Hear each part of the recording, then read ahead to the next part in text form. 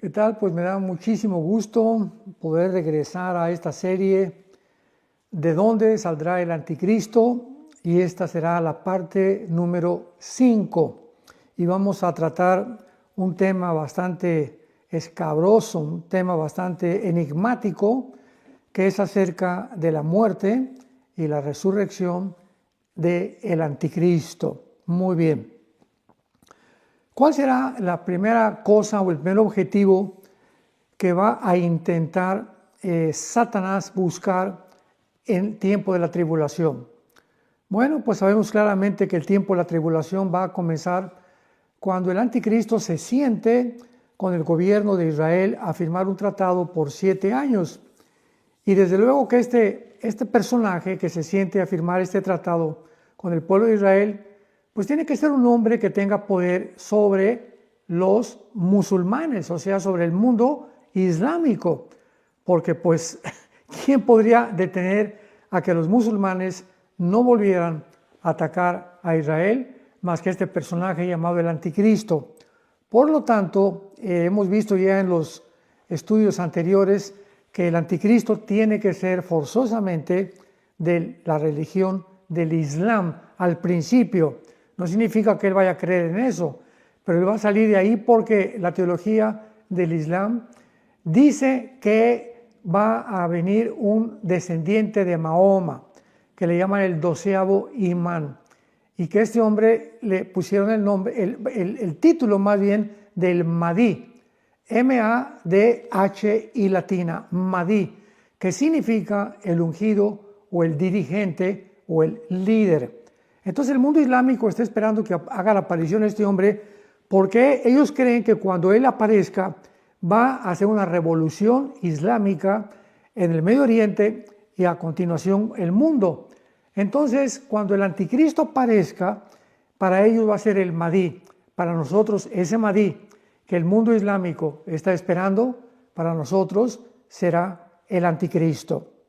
Entonces el anticristo va a buscarles luego, ¿verdad?, una persona, o más bien Satanás, que sea el objeto o el instrumento para que lo pueda usar como un títere. Entonces va a buscar a una persona, ¿verdad?, un ser humano llamado el anticristo, el cual será la semilla de la serpiente. Desde Génesis 3:15 va a ser el hombre de pecado, de acuerdo a 2 de Tesalonicenses capítulo 2 versículo 4, y el cual también cuando aparezca, él va realmente a desarrollar una ola de maldad inimaginable porque la iglesia ya no estará en el mundo. O sea, el poder que la iglesia ejerce en el mundo es como Jesucristo dijo, somos la sal de la tierra. Y la sal pues no impide la putrefacción, pero impide, ¿verdad?, que continúe la descomposición. Así que esta es más o menos la situación o la representación que Jesucristo hizo de nosotros como iglesia.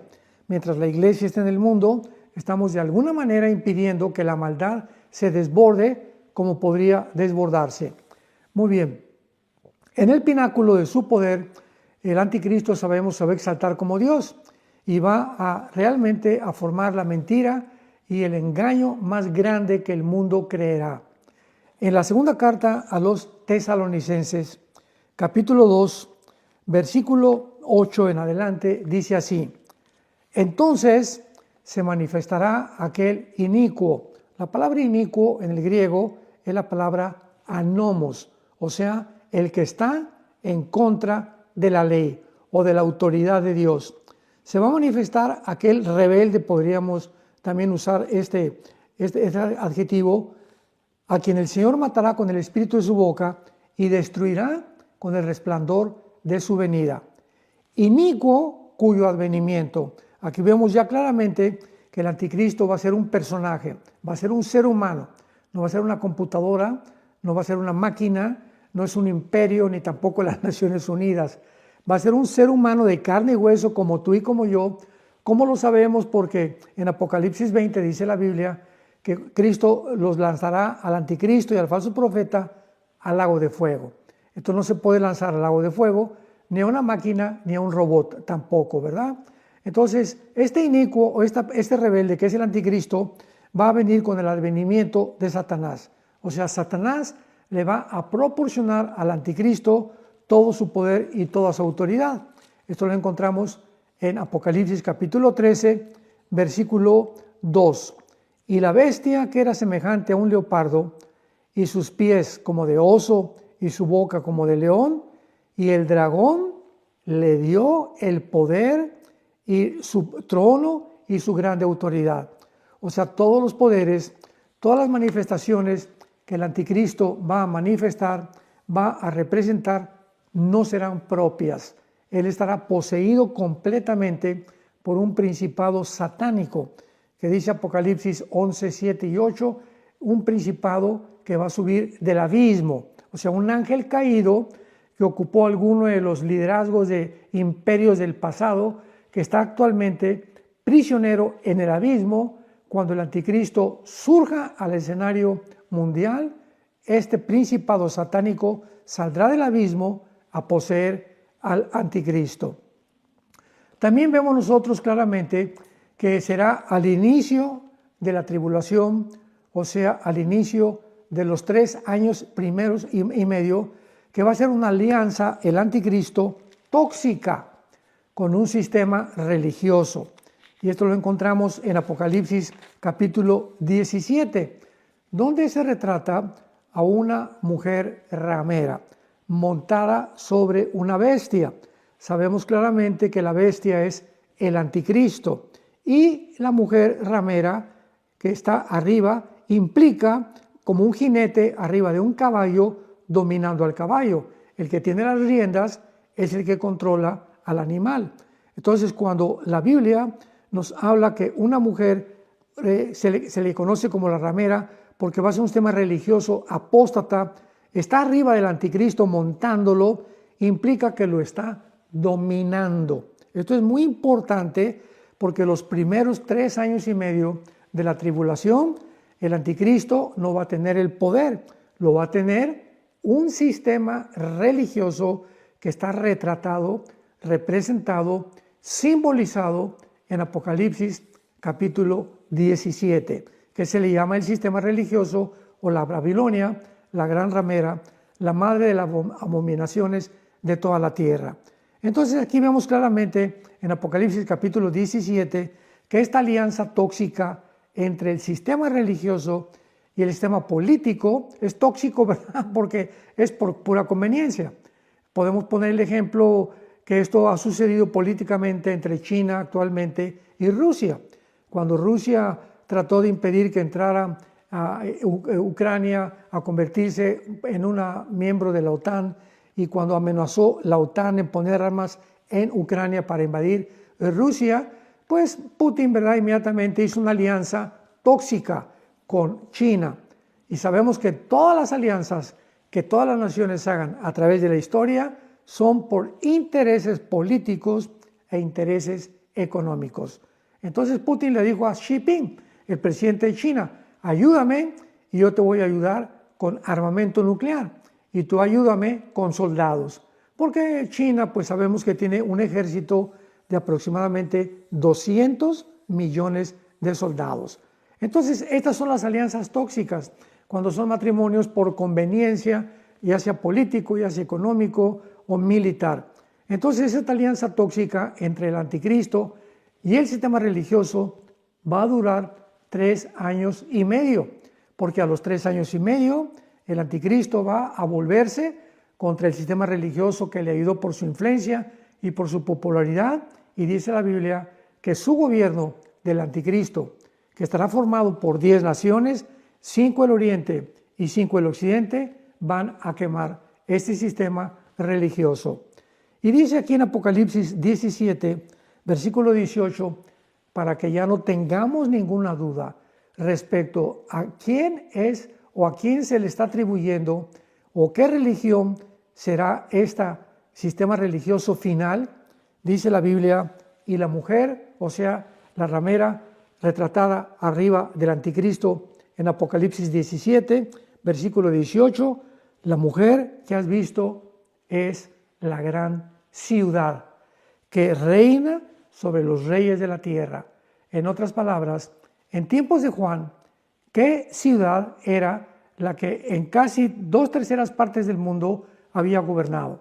Y la respuesta es Roma. Así que este sistema religioso estará concentrado en Roma. Ahora bien, sin embargo, vamos a ver que habrá algunos impedimentos que se necesitarán para quitar de en medio y el anticristo tiene antes que tomar el poder.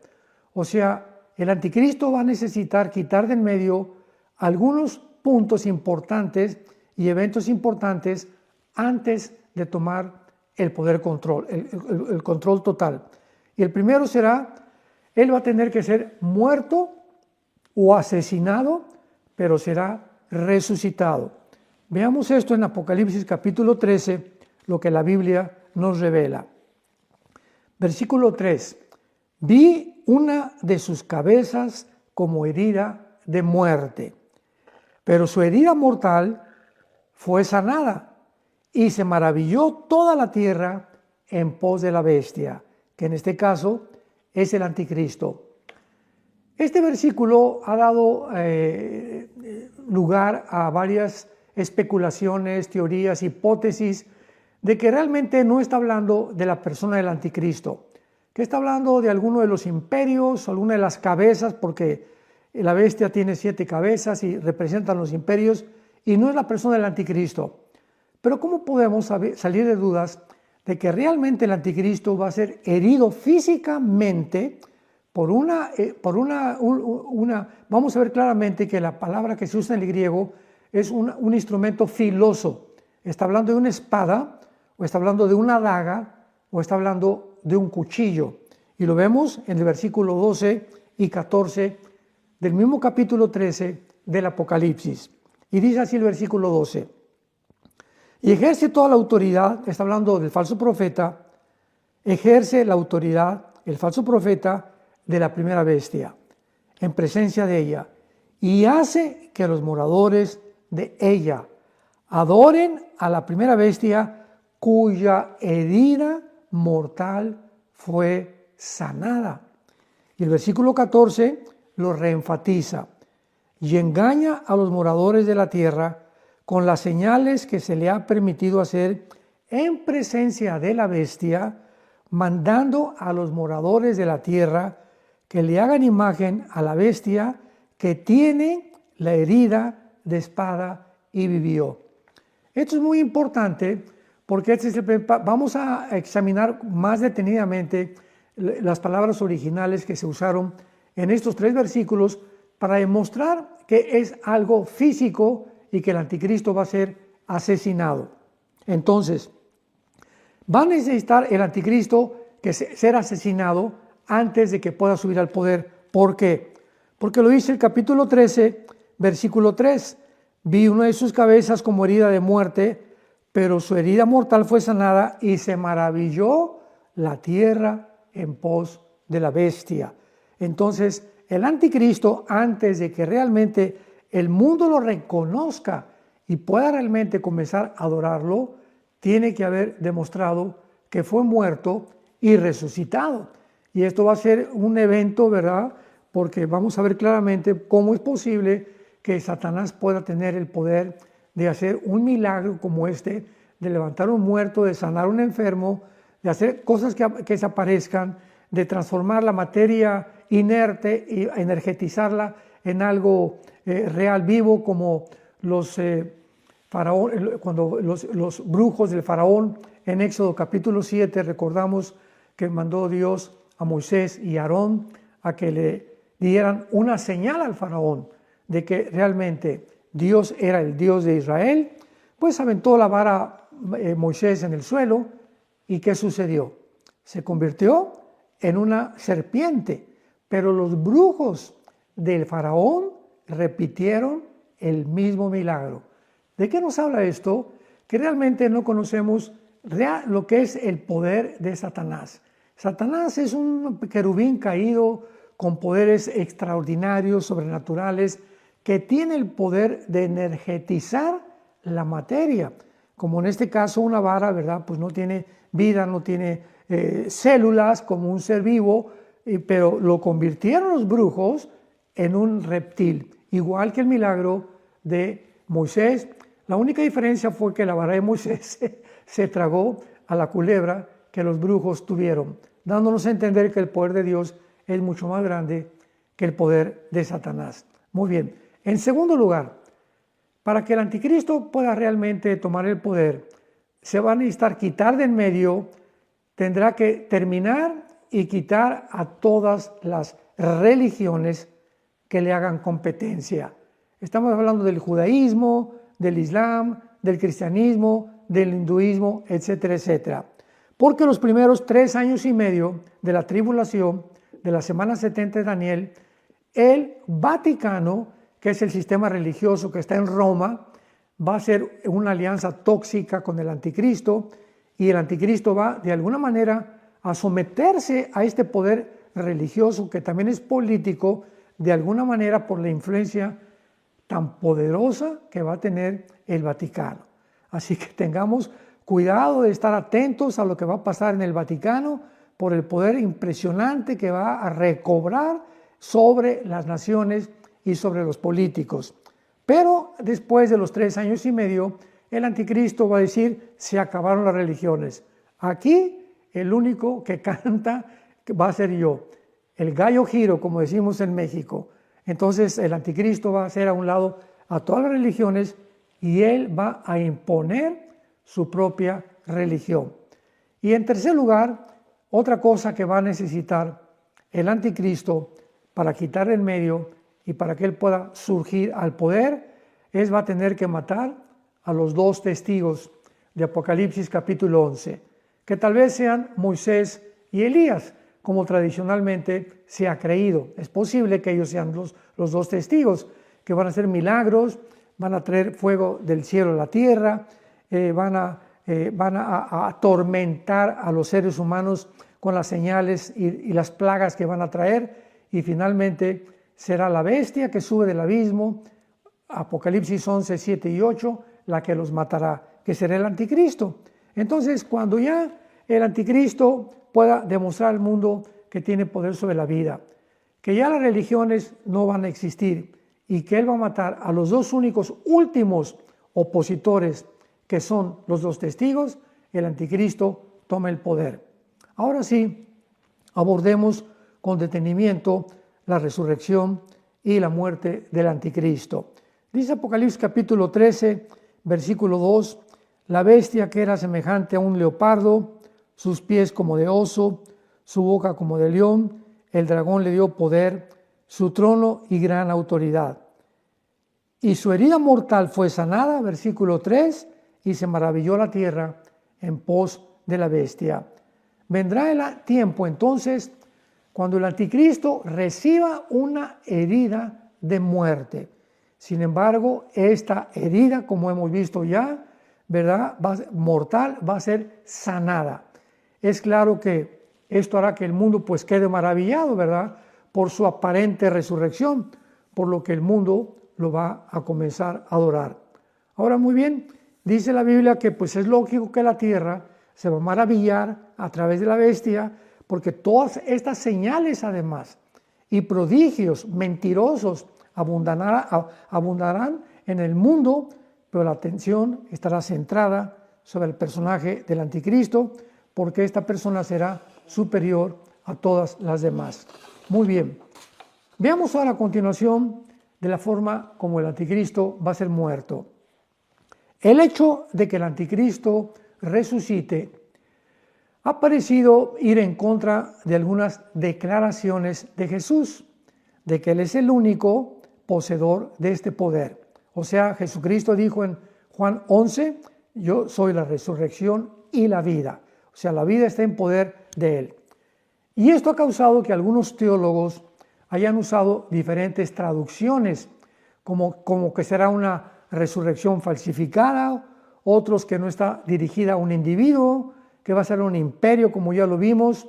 Sin embargo, es importante ver la palabra en Apocalipsis capítulo 5, versículo 6, que se usó para la palabra herida y que es la misma palabra que se usa para la lanza que atravesó el costado de Jesucristo. Apocalipsis 5, versículo 6. Y uno de los ancianos dijo: no llores. He aquí, el león de la tribu de Jehová, la raíz de David, ha vencido para abrir el libro y desatar los sellos. Y miré y vi que en medio del trono y de los 4 seres vivientes, en medio de los ancianos, estaba de pie un cordero, que supuestamente es Jesucristo, como inmolado. Y esta palabra inmolado es la palabra griega spaso. S de Samuel, P de Pedro, H intermedia, A de Armando, Z o spaso, que significa claramente una herida mortal de algún instrumento filoso. En el caso de Jesucristo, se usó con la espada que el centurión le atravesó del lado izquierdo de su costado a su derecho, llegando, ¿verdad?, completamente destrozando todos los tejidos internos de Jesucristo, irrumpiendo inclusive su pericardio, que es la membrana que cubre el corazón. Ahora, muy bien, esta palabra entonces nos muestra claramente que es la misma palabra que se usa para inmolado, por lo que no hay duda de que el Mesías murió. Un estudio griego de este versículo, como lo dijimos anteriormente, nos va a dar una luz de la supuesta resurrección del anticristo. Vamos a traducirlo y vamos a introducir estas palabras en la palabra que dice la Biblia que fue atravesado y que el anticristo sufrió una herida mortal. Vi una de sus cabezas como herida. Esta palabra herida, Apocalipsis 13, versículo 3, 13:3, es la palabra spaso, la misma palabra que en Apocalipsis 5, 6 y 7 se usa para la herida que sufrió Cristo en su costado. Y dice una herida de muerte. La palabra muerte en el griego es thanatos, que es muerte, o sea, no hay tal cosa como reencarnación o el purgatorio, o que alguien pueda realmente decir fue un estado cataléptico, sino que es una muerte total, o sea, una cesación de la vida. Pero su herida fue sanada. Esta palabra es la palabra terapeu. De ahí viene la palabra terapéutico o terapia, que significa una inducción que hace para poder recobrar la sanidad. Y se maravilló la tierra en pos de la bestia.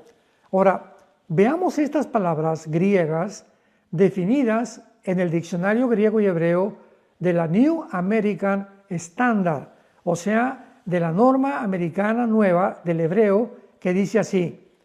La palabra espaso, esto lo define el diccionario hebreo del New American Standard. Espaso significa matar o muerte. Thanatos significa muerte, peligro de muerte o pestilencia fatal.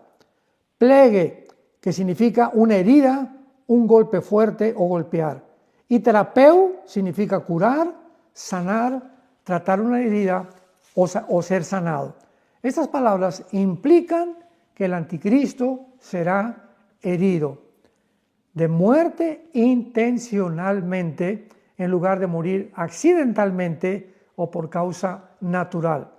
En otras palabras, va a ser alguna persona la que se va a acercar a él y le va a enterrar o un cuchillo o una espada, pero va a ser siempre un instrumento filoso, un arma blanca, como decimos también.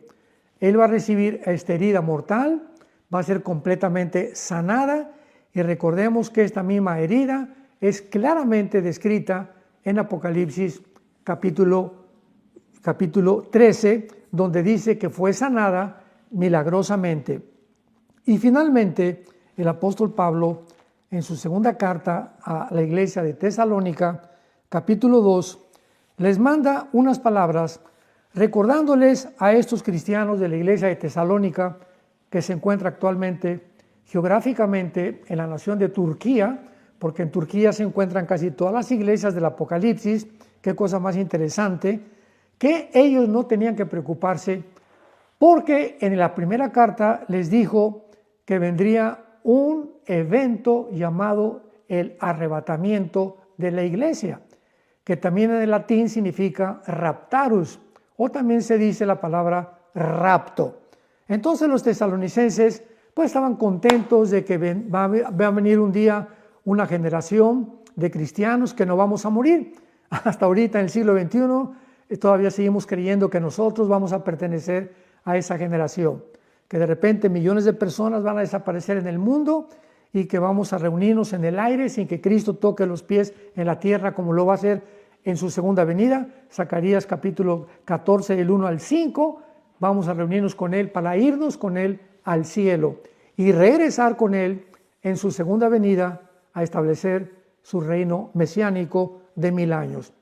Entonces, Pablo tiene que mandarles una segunda carta a la iglesia de los tesalonicenses porque comenzaron a introducir a la iglesia mentiras, falsos profetas, falsos pastores, falsos apóstoles, diciéndoles que se encontraban ni más ni menos en la tribulación. Y dice así la segunda carta a los tesalonicenses, capítulo 2. Leamos con mucho cuidado porque es muy importante lo que vamos a revelar. Pero con respecto a la venida de nuestro Señor Jesucristo y nuestra reunión con Él, les rogamos, hermanos, aquí está hablando del arrebatamiento de la iglesia.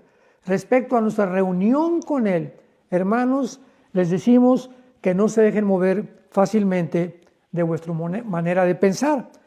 Ni se conturben ni por espíritu, ni por palabra, ni por carta, como si fuera nuestra, en el sentido de que el día del Señor está cerca. En otras palabras, el día del Señor es un término que se usa en el Nuevo Testamento para describir los últimos 7 años de la semana 70 de Daniel o la gran tribulación. Entonces alguien comenzó a mandarles cartas diciéndoles que ya estaba la gran tribulación en el mundo. Y Pablo manda esta carta para decirles que no ha venido la tribulación y les demuestra de qué manera estaban equivocados. Dice el versículo 3, nadie los engañe en ninguna manera, porque no vendrá sin que antes venga la apostasía y se manifieste el hombre de pecado, el hijo de perdición. O sea, antes de los 7 años de la tribulación, ¿qué tiene que suceder? Pues tiene que aparecer el anticristo, porque el anticristo inicia la tribulación firmando el tratado de paz por 7 años, como lo hemos visto. Y dice a continuación, y se manifieste la apostasía. O sea, antes de que inicie la tribulación, vendrá un gran apartamiento de la fe del cristianismo, ¿verdad? Lo hemos visto de qué forma el catolicismo en los últimos 2 años ha pervertido completamente la Biblia. Roma se ha atribuido el derecho y se ha adjudicado el título de que fuera de Roma no hay salvación, cuando la salvación no está en una iglesia, no está en una denominación, no está en una organización, está en una persona que se llama Jesús. En fin, ¿verdad? Ha habido barbaridad de cosas, herejías. Roma también impuso el celibato sacerdotal, que una persona para servir a Dios no tiene que casarse, cuando la Biblia manda. El apóstol Pablo a Timoteo en su segunda carta le dice, y en la primera carta, que los obispos tienen que ser casados. Entonces, ¿de dónde sacaron ese mito, verdad? Esa tontería, ese disparate de que no deben de casarse para servir a Dios. Bueno, esta es la apostasía en la que se encuentra y hay una desviación grandísima cada vez del cristianismo. Y dice más adelante el apóstol Pablo que este hombre de pecado, que este hijo de perdición, que ese no es el Papa, ¿verdad? Ese es el anticristo, se opone y se levanta contra todo lo que se llama Dios o es objeto de culto, tanto que se sienta en el templo de Dios como Dios, haciéndose pasar como Dios. El hecho que se mencione que el anticristo se va a sentar en un templo nos confirma la doctrina de que el tercer templo judío tiene que ser levantado. Y ahorita existe, ¿verdad?, un movimiento muy grande en Israel para que ya los judíos ortodoxos ya están tratando de buscar el lugar adecuado para poder levantar el templo que está ocupado ahorita por la mezquita de Omar o la cúpula de la roca, y entonces pues va a tener que pasar un milagro, un terremoto, algo va a suceder para que los judíos puedan levantar ahí su templo profetizado en la Biblia. Entonces el anticristo va a entrar, cuando levanten ese templo, va a entrar en ese templo a la mitad de la semana y lo va a profanar matando a un puerco, que es un animal inmundo en el Antiguo Testamento, y blasfemando en contra de Dios. Y dice el versículo 5, que no se acuerdan cuando yo a ustedes les contaba esto, y ahora ustedes saben lo que lo detiene. O sea, hay un poder invisible, espiritual, deteniendo al anticristo, que no se manifieste todavía. Y dice, a fin de que a su debido tiempo sea manifestado. Pero ya está en acción el misterio de la iniquidad. Solo que hay quien al presente lo detiene.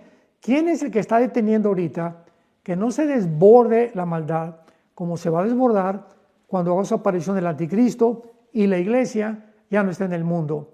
Bueno, sabemos que es la presencia del Espíritu Santo en la iglesia la que está impidiendo, como la sal de la tierra, como la luz del mundo, que la maldad se desborde como podría desbordarse. Así que cuando venga el arrebatamiento de la iglesia, vendrá un desbordamiento, verá como un dique, como una presa que se rompe y se viene como un tsunami de maldad en el mundo entero. Los demonios van a subir del abismo, los ángeles caídos se van a manifestar físicamente, un principado satánico va a poseer al anticristo y Satanás será su última fiesta que tendrá antes de que venga Cristo y lo destruya. Así que pues en esta serie de dónde saldrá el anticristo, que ya hemos visto anteriormente, el territorio geográfico de donde saldrá, que será el Medio Oriente, específicamente del área de Siria y de Irak, de ahí saldrá el anticristo. Estamos viendo ahora a continuación, desarrollando este tema con más detalles y mucho más ampliamente. Pero vamos pues en este momento a darle gracias a Dios para que si tú no tienes a Jesús en tu corazón, lo invites como tu Salvador. Antes de que venga este mare magnum, esta marea alta que va a arrasar con el mundo con tanta maldad que muy pocos se salvarán. Puedes inclinar tu rostro y decirle: Señor, te pido perdón por mis pecados. Te doy gracias de haber muerto por mí en la cruz, que a los 3 días fuiste resucitado, y te pido que, como creo que vives, que entres a mi corazón como mi Señor y como mi Salvador. Porque te lo pido y te doy las gracias en el nombre de Jesús. Amén. Que Dios los bendiga y nos veremos próximamente para la 6ª parte de esta serie.